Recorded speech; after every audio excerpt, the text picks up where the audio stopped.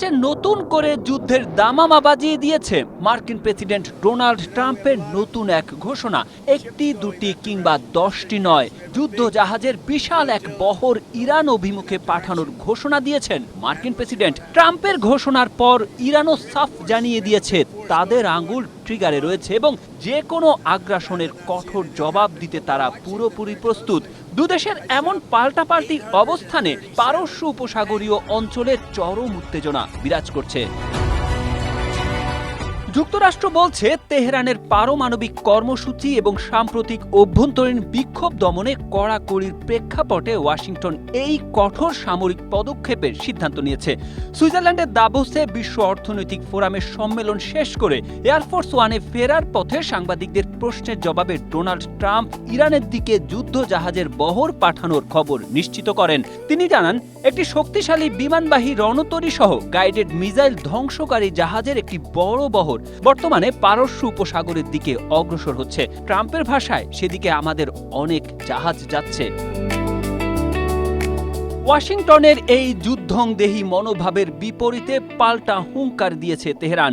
ইরানের পররাষ্ট্রমন্ত্রী Abbas Araghchi মার্কিন সংবাদ মাধ্যম ওয়াল স্ট্রিট জার্নালের এক নিবন্ধে যুক্তরাষ্ট্রকে সতর্ক করে লিখেছেন, ইরান আক্রান্ত হলে তারা তাদের সবটুকু সামর্থ্য দিয়ে পাল্টা আঘাত করবে। তিনি স্পষ্ট ভাষায় জানান, এটি কোনো ফাঁকা হুমকি নয়, বরং একটি বাস্তবতা। আরাকচির মতে, যদি পূর্ণমাত্রার সংঘর্ষ শুরু হয় তবে তা কেবল এই অঞ্চলেই সীমাবদ্ধ থাকবে না, বরং তা সারা বিশ্বে প্রভাব পড়বে এবং ইসরায়েল ও তার মিত্রদের কল্পিত সময়ের চেয়ে এই যুদ্ধ অনেক দীর্ঘস্থায়ী হবে।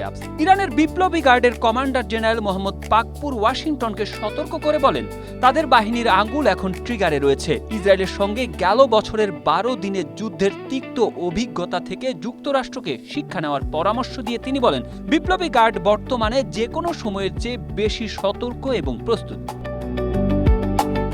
মার্কিন প্রেসিডেন্টের হুমকির মূল কারণ হিসেবে দুটি বিষয় সামনে এসেছে: ইরানের পারমাণবিক কর্মসূচি পুনরায় চালু করার সম্ভাবনা এবং দেশটির সরকার বিরোধী বিক্ষোভকারীদের উপর দমনে কড়াকড়ি।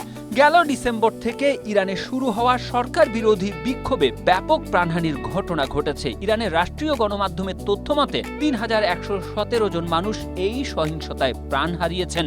যদিও মার্কিন কর্মকর্তাদের দাবি, ইরানের ওপর চাপ সৃষ্টি করে দেশটিকে নতুন করে আলোচনার টেবিলে আনাই এই নৌবহর পাঠানোর মূল লক্ষ্য। তবে ট্রাম্পের এই সামরিক পদক্ষেপ এবং ইরানের পাল্টা হুঁশিয়ারি পরিস্থিতিকে এক অনিশ্চিত ভবিষ্যতের দিকে ঠেলে দিচ্ছে বলেই মত বিশ্লেষকদের। Tareq Ahmed, Asia post.